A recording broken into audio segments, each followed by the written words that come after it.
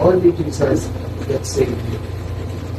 Ngayong gabi nito, you're willingly and wholeheartedly accepting Jesus Christ as the Lord and Savior and willing to obey and serve Him for the rest of your life. Sumunod kayo sa aking panalangin. Panalangin ng pagkaklap.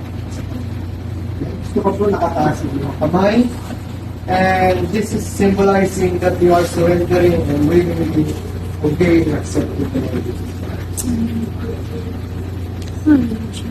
Habang nakataas Panginoon ang kanilang mga kamay, ako'y mananalangin, susunod po kayo sa aking kailing panalangin mga kapatid.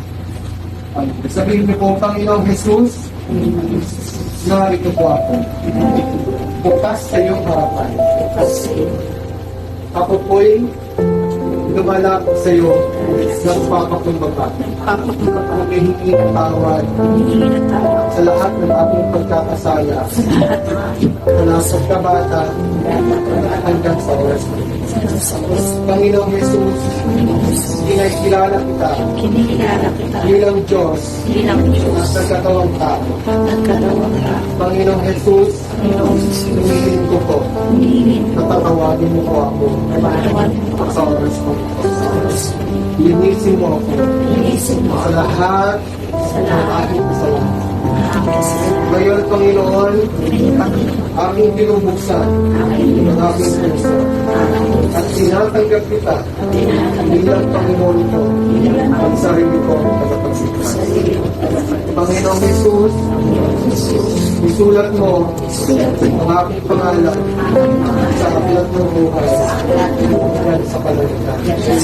Panginoong Jesus, pagkaloob mo sa akin ang banal na Espiritu na pangako mo sa akin kung sino nang tatanggap sa iyo.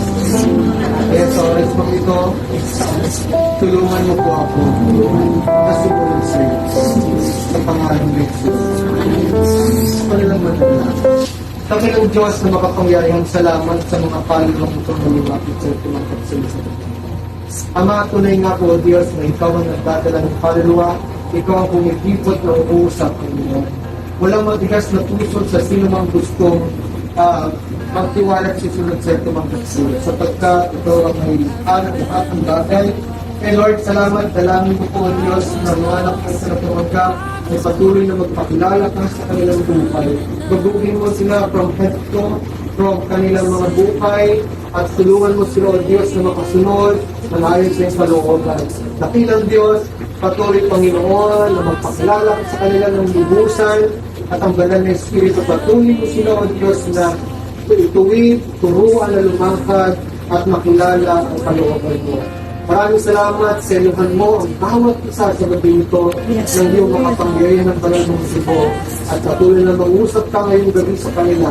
At today, Father God, that we have said in your word na walang sino mang makalalapit sa iyo, Panginoong Jesus, maliban siya'y ganti ng iyong Ama, at ang sino mang lumapit sa iyo, Diyos, kailanman hindi mo sila itataboy, Panginoon, kundi muli mo silang bibigyan o muli mo silang bubuhayin sa huling araw at bibigyan mo sila ng buhay na walang hanggan.